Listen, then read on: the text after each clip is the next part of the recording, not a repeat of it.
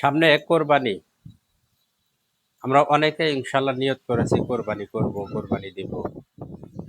তো আমরা আল্লাহর রাস্তায় সবকিছু কোরবানি করব।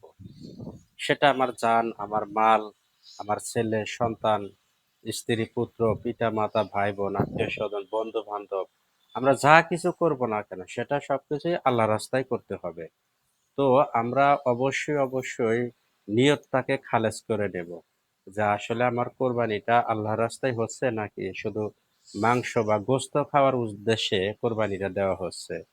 যদি আমরা এই নিয়ত করি যে কোরবানি না দিলে লোকে কি বলবে, বা ছেলে মেয়েরা গোস্ত খাবে, গোস্ত কোথায় পাবে, তারপরে সমাজের গোস্ত কম পাওয়া যায় বলে কোরবানি দেই। যদি আপনার মনে এরকম চিন্তাধারা যদি থাকে তাহলে কিন্তু আপনার কোরবানি হবে না। এসব চিন্তাধারা মানে মন থেকে মুছে ফেলতে হবে, বাদ দিয়ে একমাত্র আল্লাহ তাআলার মানে আল্লাহ তাআলাকে রাজি খুশি করার জন্য কোরবানি দিচ্ছি। যদি আপনি এই খালেস নিয়ত করতে পারেন তাহলে কিন্তু আপনার কোরবানি হয়ে যাবে।